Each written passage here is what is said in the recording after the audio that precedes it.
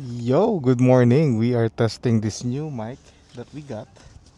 Actually, we've got this mic for quite a while now. Ngayon lang natin siya testingin. The mic mini. I don't know if you guys can hear me. Sana you guys can hear me. Pero i-shoot natin to sa loob ng helmet. Using this. Sana narinig niyo kung I can see kung ano man yung indicator na yan. But yeah, let's try it out.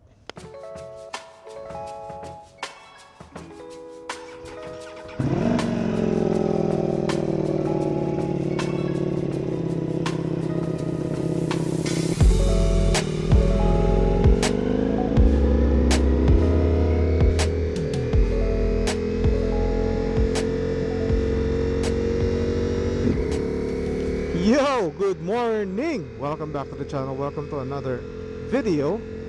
We are back with another video.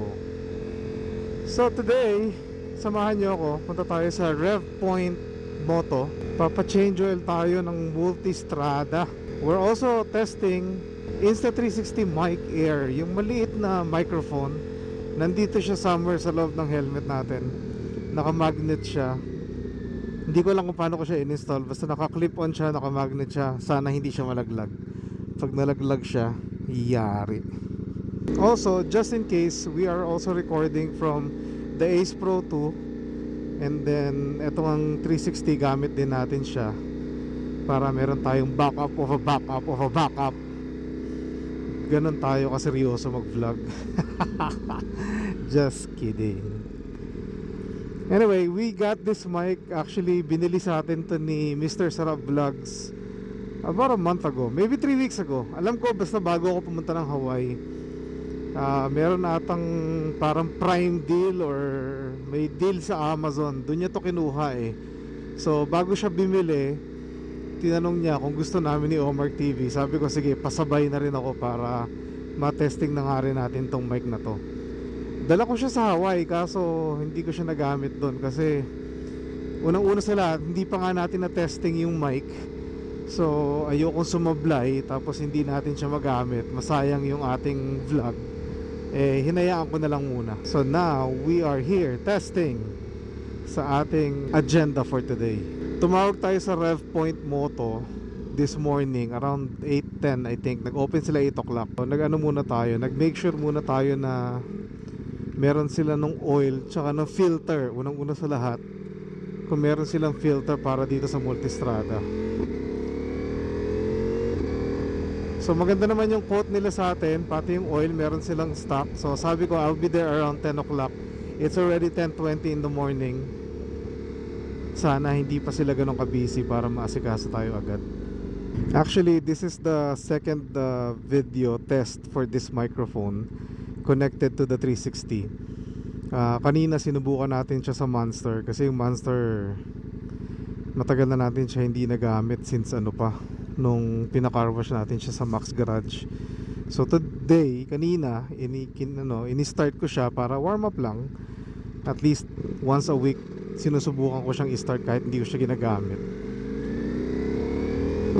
Naalala ko, meron nga pala tayong mic. So tinesting ko na rin, inikat ko siya. So okay naman yung unang test natin actually. Sinend na natin kay DJ DLS yun for his approval, you know what I'm saying. And now nag-adjust lang tayo ng konti pa. Kasi kanina yung unang test natin nasa negative 6 dB siya. So ngayon yung pinaka max out neto is negative 9 dB. Akala ko negative 12. Negative 9 dB pala siya. So this is the maximum na lowest para hindi mag-peak yung audio, para hindi siya parang static. So susubukan natin siya. Sana ngayon okay siya. If not, gagamitin natin yung audio ng Ace Pro 2. Pero yun nga lang, yung pag gagamitin natin yung mic air for motovlogging, ano lang siya, yung boses lang natin yung maririnig niya. Hindi niya maririnig yung conversation sa cardo. So pag nagva-vlog tayo with our friends, kunyari nagra-ride tayo as a group ride tapos may cardo, wala, balik pa rin tayo dun sa original setup natin using the wired mic within the helmet. Kasi naka dual mic to, isa sa bibig natin tsaka isa nakapatong sa speaker ng Cardo para naririnig niyo yung conversation. Hindi siya as efficient na plug and play, of course. Kailangan mindful ka sa setup mo, hindi yung, kasi kahit old school yung wired setup na nasa helmet natin, alam mo na pagka pinres mo yung record, may audio ka. Pero pagkagamit mo itong mga gantong technology, yung Bluetooth ka na connectivity, you have to make sure first na nakikita mo yung indicator na nakakonect siya or nakakabit siya, or else yun lang, hindi siya gagana, pangit yung audio mo or wala kang connectivity, so parang nasayang yung filming mo. It comes with a little bit extra step, hindi siya ganun ka-efficient.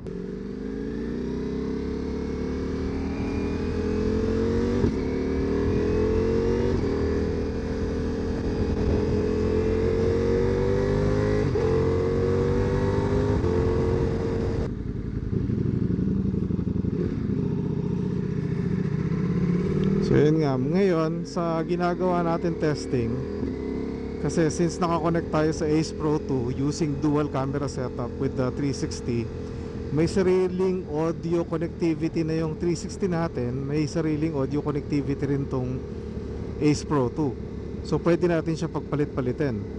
Eto ngayon yung naririnig nyo, galing to dun sa mic mini, but I can switch it to the Ace Pro 2. Kagaya ngayon, ito yung audio na naririnig nyo sa Ace Pro 2. So may difference siya. Hop, yun na yung ating turn. Nakalimutan, explain ka kasi ng explain eh.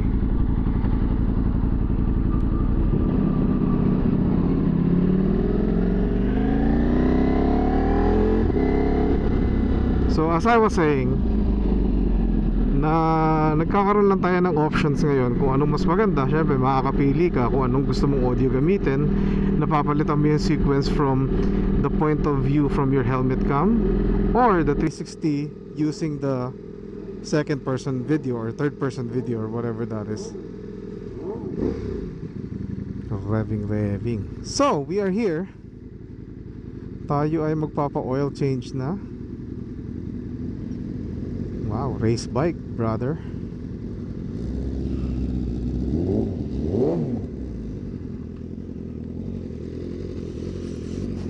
So anyway, uy, may Vespa oh, kulay silver. Tignan natin yung Vespa. What is this? I think this is a 125. That's super old. Vespa 125. Nice.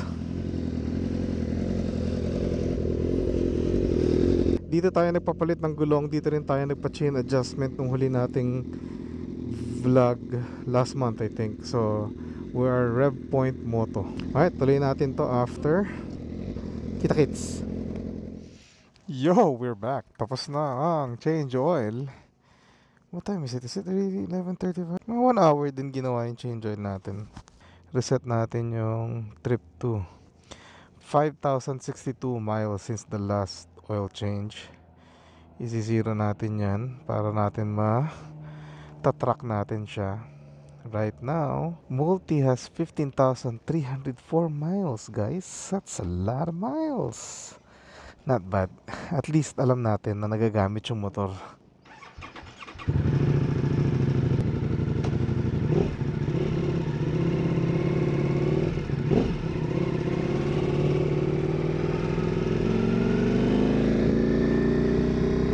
Okay, so oil change is done. Sana masaya si Multistrada at bago ang kanyang langis. Ang nilagay nila is the Motul 300V, kulay green na langis.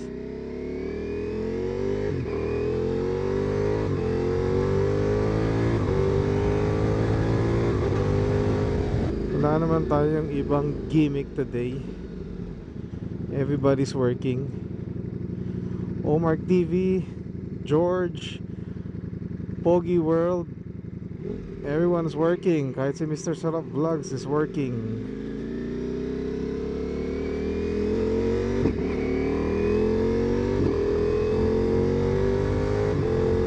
tayo naka-film sa Rev Point. Nahihiya rin ako magtanong eh. So okay lang, change oil lang naman eh, nothing special. Tsaka at least para makapag-concentrate siya dun sa talagang kailangan nilang gawin.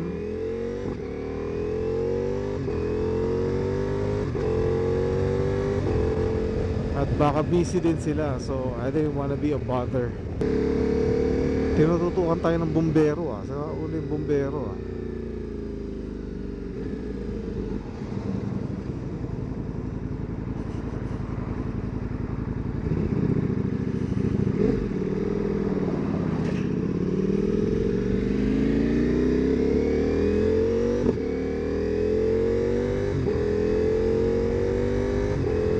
Mag-Vespa kaya tayo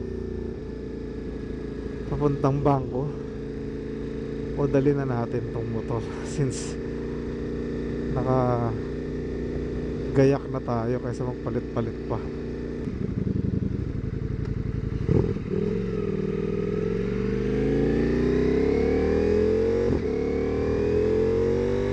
The goal for today was to really just get the Multistrada oil change. Malinis pa naman siya. And yung testing nga natin with this Mic Air, Mic Mini, Mic Air, I'm not sure, I forgot, but it's the Insta360 mic. That's probably the best way to explain it. The reason na kinuha natin yung mic din kasi it's because nasa ano na siya, nasa Insta360 family na siya. So parang hindi ko kailangan yung both receiver and transmitter to make it work. So madali siyang i-pair up.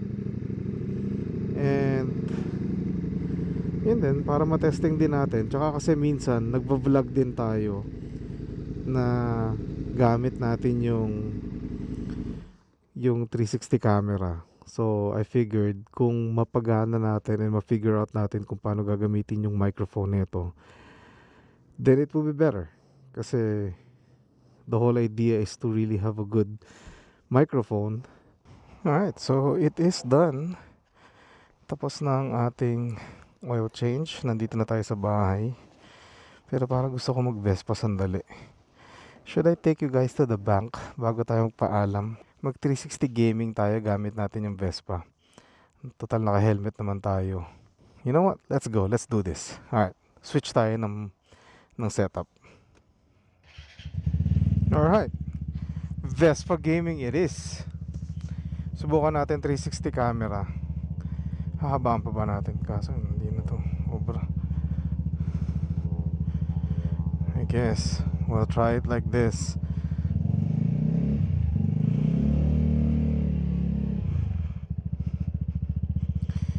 GTV gaming to the bank. Ito lang ang hindi ko gusto pagka gumagamit tayo ng stick sa 360, kasi parang very intrusive siya. Nandito siya sa harap ng motor. So pag gamit natin tong camera natin sa helmet, pangit tignan kasi nakikita niyo yung 360. So I think it's best to use the 360, only the 360. You know, i-set up mo siya ng ganito, tapos switch mo na lang yung angles niya to the rider and dun sa POV in a way. Tapos gano'n na lang yung gagawin mo. Pero single cam gaming ka na lang. But at the same time, kung maganda yung audio and you can use this audio with the 360, I think it will work out. Di ba? Kagandahan din kasi sa 360 na camera, sobrang haba ng battery life na itong 360, kaya super worth it siya gamitin, lalo na kung ginagamit mo lang siya on 1080 tapos Instaframe. Ang haba ng buhay niya. Pero ngayon, since naka 360 tayo, ang gamit natin 8K 30 I think. I hope it's 8K 30 kasi sablay na naman to pagka inedit natin. But anyway, right now we're still doing dual cam setup. Pero siguro hindi na tayo magsa-switch ng angle para matesting natin kung gamit lang natin yung 360 and the audio itself. Maybe that's a good enough setup for what we're trying to do. Yung mga short mini vlogs na ginagawa natin, di ba? So ngayon, since wala tayong medyo coverage sa motor, gamit natin tong scooter, tong Vespa, I'm hoping na hindi ganun ka lakas yung wind noise. Yung mic air naman meron siyang parang parang dead cat nakasama dun sa pag binili mo siya. So gamit natin siya. Sana ma-eliminate yung wind noise, and sana super clear and maganda yung ating audio. But it's a short trip to the bank right here. Nandito na tayo sa Chase. Ngayon paparada tayo dito, bilad sa araw. Alright, so let's do a bank transaction. Bayad tayo ng bill. Huwag natin siguro iwan yung susi ng motor dito at baka mawala si Vespa. 360 gaming handheld. I think bawal na mag video film dito sa bangko, so patayin muna natin. We'll see you guys in a bit. How are you? Good morning. Alright, just like that, less than 5 minutes sa bangko. Of course, it's easy to take your money. It's hard to get money. Grabe, ang dumi ng Vespa. Disyerto kasi dito sa amin sa Vegas, kaya madaling maalikabukan yung mga sasakyan kahit anong hugas mo.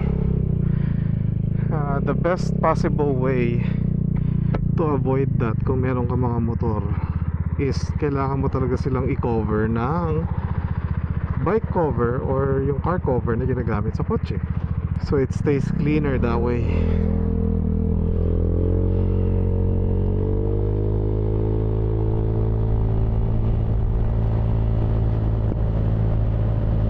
Yun ang kagandahan ng 360, manipulate mo yung video mo kasi you can reframe to wherever you wanna look at, or kung ano yung gusto mo ipakita as the creator on different spots. Kagaya nung na-wreck na Camaro, you can show them the stoplight or the car in front of us, or kung ano yung building na nandito sa ating left side, which is Starbucks. Then it can go back to viewing us, the rider. O, di ba? Ang hassle lang talaga sa 360 is the pre-editing. Kailangan mo munang i-edit siya bago mo ilagay sa main editor mo, bago mo siya ma-upload. May mga steps na kailangan kang gawin. Okay lang, it's part of the game. Bike lane, overtake, let's go. 300 V power. Ikot muna tayo sa neighborhood sandali. Pero okay din tong mount na to, yung motorcycle mount na to, matibay siya. Wag mo lang siyang i-super extend, okay na okay siya. Actually subukan natin, palayuin pa natin siya. How's that? Oh, okay ba yan? Kailangan mo ata pagka ganito, yung plano mo siyang extend ng mahaba, you need the carbon fiber stick. I don't know if it makes a difference, pero yun yung mga nakikita ko dun sa mga nagva-vlog. Yun yung kanilang advice, is use the carbon fiber stick para mas matibay siya tsaka mas sturdy, I guess. I don't know. Pero the fact that the camera is that far from the bike, tas nakikita mo yung ganito kalaking point of view, tapos yung clear audio, di ba? Parang mas ano siya, mas okay.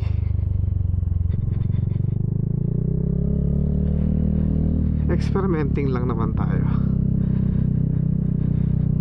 Alright, so we are finally home, guys. Ay. Patayin natin siya. Balik natin yung camera to the shortest. And that's it. We are finally home. Tapusin na natin yung vlog dito. Thank you for hanging out with me today. Yan lang ang ating vlog for my day off. Yung change oil natin sa Multistrada and yung bank trip natin using the Vespa. Alright guys, thank you. God bless and be a blessing to one another. Peace.